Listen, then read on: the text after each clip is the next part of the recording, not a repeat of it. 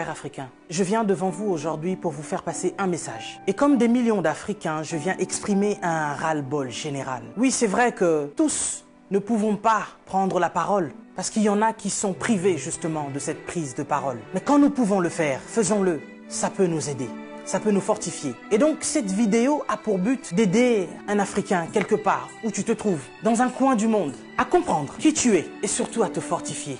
Cette vidéo est surtout pour bannir ce complot, cette théorie de la peur qu'une fois encore les colons mettent en place pour tuer davantage d'Africains. Nous sommes passés par de multiples choses et nous avons survécu. Et donc, ce qui nous arrive aujourd'hui, nous survivrons, chers Africains. Nous vaincrons. On nous parle d'épidémie, on nous parle de pandémie, on nous parle même de guerre. Mais laissez-moi vous dire que nous ne sommes pas seulement en guerre.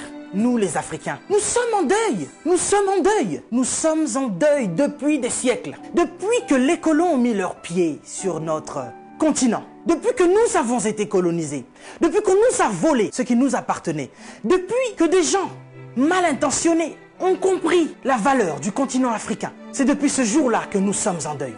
C'est depuis ce jour-là que l'Africain, l'homme noir, meurt. Nous mourons depuis des siècles. Nous mourons à petit feu, mais nous mourrons en masse. Ce n'est pas le Covid-19 qui va venir nous faire peur. Ce n'est pas cette épidémie qui va venir nous faire peur parce que nous sommes passés par des génocides. Et ce depuis... Laissez-moi vous rappeler une chose. Est-ce que vous connaissez un peu l'énocide colonial belge qui a eu lieu entre 1885 et 1908 par le roi Léopold II. Ce roi qu'on appelait humaniste philanthrope, il y a eu au moins un tiers de la population congolaise qui en est mort de ce génocide noir. On a coupé les bras à nos ancêtres parce qu'ils refusaient d'aller au front pour notre caoutchouc et notre ivoire. Et depuis, il y a eu tellement de génocides. Vous savez que nous avons été esclaves, pas seulement les 400 millions de déportés dans le monde, mais ceux qui sont restés même sur le continent africain sont aussi restés esclaves, et ce jusqu'à nos jours. Et oui, vous allez me dire que nous sommes au 21e siècle, bien sûr, mais nous ne sommes pas sortis de la colonisation. Vous savez, il y a des dates que l'on dit importantes, comme 1848, où nous parlons de l'abolition de l'esclavagisme. Il y a eu un décret qui a été signé. Chers Africains, on nous ment depuis 1848, où il y a eu l'abolition de l'esclavage. Nous avons jamais été décolonisés. Nous sommes toujours colonisés. Tout ce que nous faisons, ils mettent leur nez dedans. C'est vous qui ne comprenez pas. C'est vous qui ne comprenez pas que vous êtes forts. Nous sommes forts. Nous sommes puissants et nous sommes plus résistants qu'eux. C'est pour ça qu'ils ont peur de nous. Nous avons résisté au choléra, nous avons résisté à Ebola, nous avons résisté à la malaria, nous avons résisté au palu. Nous résisterons au Covid-19. Ils veulent vous faire peur. Ils veulent nous faire peur. Il faut être prudent. Oui, la Bible nous recommande d'être prudent, mais pas d'avoir peur. Ils nous alarment sur cette épidémie qui n'a même pas encore tué 100 000 personnes. Mais en Afrique, c'est des millions d'âmes qui se meurent chaque jour de la famine. Eh oui, laisse-moi vous éclairer, vous ouvrir les yeux. Je vous ai dit que nous étions plus qu'en guerre. Nous sommes en deuil. Nous sommes en deuil. Et c'est depuis qu'on nous a colonisés. Nous n'avons même pas pu pleurer nos morts, pour beaucoup, parce qu'ils les entassaient dans des fosses communes. Parce qu'il y a encore, à l'heure où je vous parle, nos frères qui sont en Libye et dans tous ces pays que vous connaissez, où il y a encore la traite des Noirs. Les esclaves modernes, il y en a encore. Et vous imaginez avec ce fléau d'épidémie, il y a encore des fermes humaines aujourd'hui. Nos frères sont en train de mourir et nos dirigeants sont conscients. Mais que font-ils? C'est plus qu'une pandémie, c'est plus que cette épidémie. On veut vous faire peur aujourd'hui.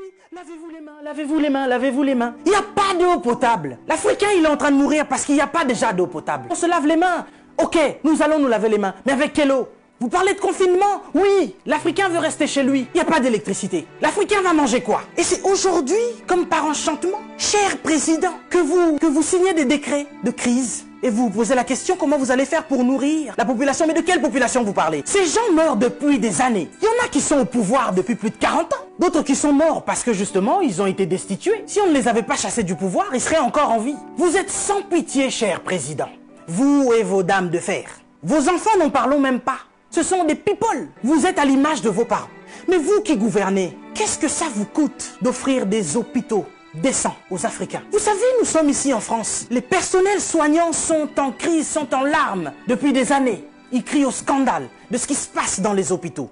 Pour nous autres qui avons des membres de nos familles qui travaillent dans les hôpitaux, nous savons ce que c'est. Ils nous racontent l'enfer de ce qui se passe dans les hôpitaux français. mais du moins nous avons des hôpitaux décents. Mais nous crions à la crise sanitaire. Mais en Afrique, c'est comme si c'est maintenant que vous vous réveillez. Je n'arrive pas à dormir. Je me vois mal aller dormir sur mon lit. Alors que je pense à tout ce continent africain qui est en deuil. Et ça depuis. Je me dis, mais cette épidémie, cette pandémie, si ça devait toucher le petit peuple, qu'est-ce que nous allons devenir? Mais Africains, laisse-moi te dire que nous avons vaincu toutes ces épidémies. Choléra, Ebola, malaria, palu. Nous vaincrons ce petit Covid-19. Nous sommes plus forts que ça. Nous sommes bien plus forts que ça. Peut-être que je ne suis pas au courant, mais jusqu'à présent, ceux qui ont apporté cette épidémie, ce sont des gens qui sont venus de l'extérieur. Les étrangers. Et puis ça touche des personnes qui sont bien placées, des gens qui, je pense, ont une belle vie. Mais ce petit peuple qui vit dans des bidonvilles, ce petit peuple qui vit des conditions sanitaires incroyables, Dieu préserve ce peuple.